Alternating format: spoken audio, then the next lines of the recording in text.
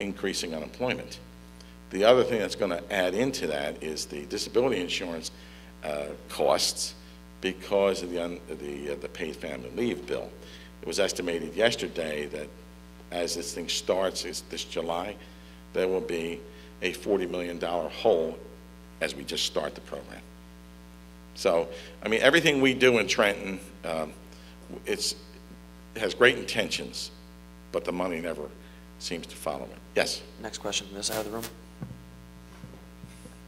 Assemblyman, with regards to the upcoming gubernatorial race, whose ideology do you support relating to the budget? I would, let me, and I'll say this to you, and I'll be as honest as I can. I am a Republican. I've had a very good working relationship with Governor Corzine.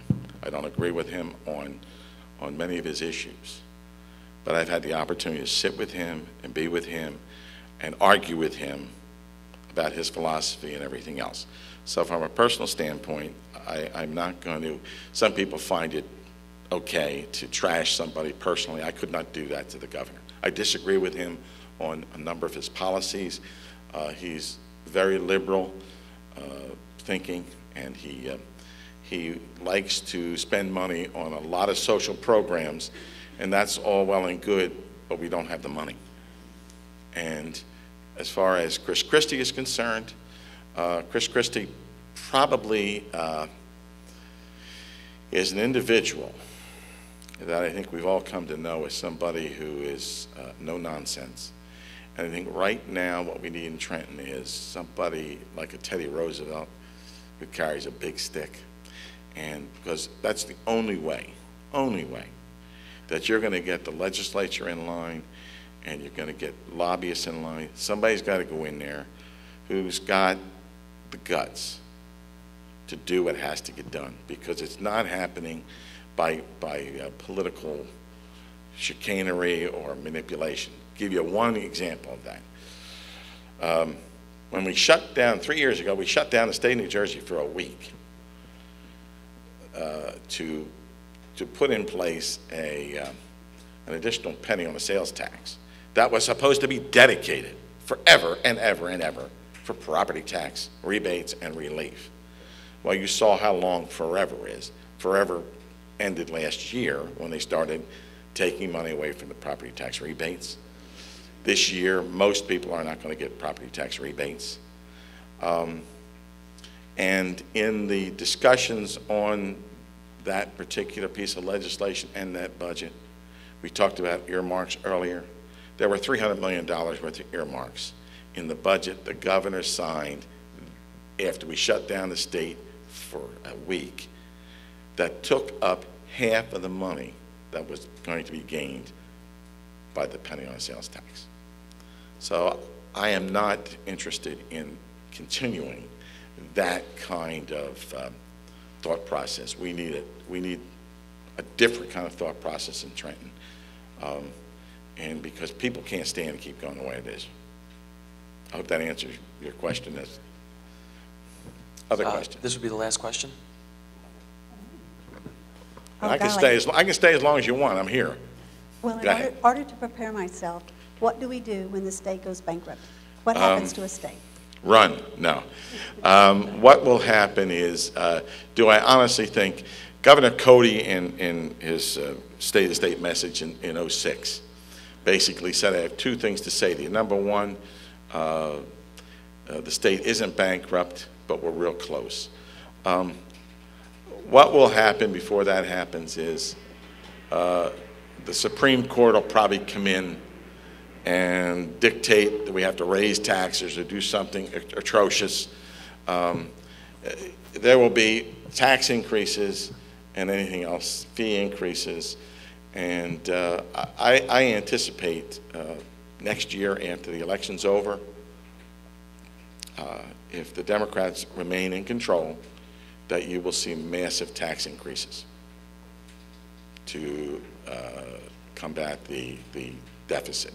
And let me make one last, the term deficit, you have heard that the state of New Jersey has a $7 billion deficit. That depends on who you want to talk to. I could show you in the budget statements over and over again, that every governor puts a different number on 1 year, McGreevy said a $5 billion deficit.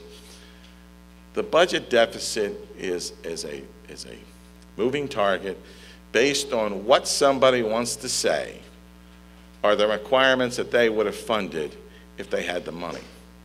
If you took all of the pieces of legislation that are not funded and add them in as part of a deficit, you'd probably be $20 billion of deficit. They use that number as a political tool so they can tell you, oh, see, we had a $5 billion deficit and we made it up by cutting, and we made it up by this. This budget wasn't made up by cutting. It was just taking monies that we were going to spend on debt reduction and pension payments and not spending that. And that's not really a cut in programs. We have not done any significant cutting of programs in the state of New Jersey. You've not seen programs. Matter of fact, we've added new programs and not cut new programs this year. One more? Anybody else? Actually, our students need to go Okay. to class, but we want them to show their appreciation for Joe Malone. I think we've all learned a lot.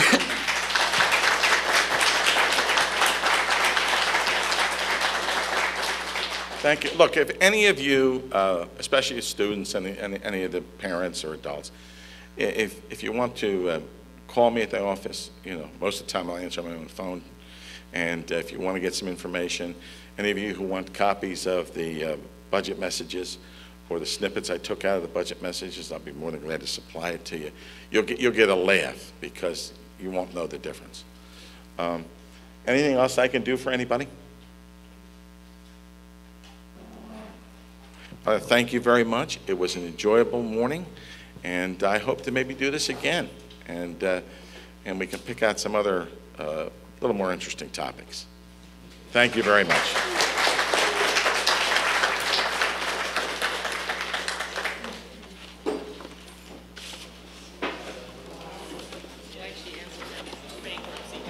Yes.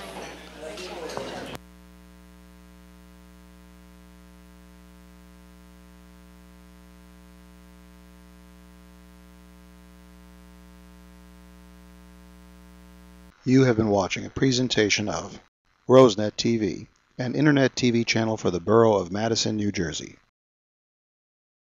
RoseNet TV is a private enterprise operated independently of the municipal government of the Borough of Madison, New Jersey. Any views expressed herein are solely the views of RoseNet TV and do not represent the views of the municipal government of the Borough of Madison.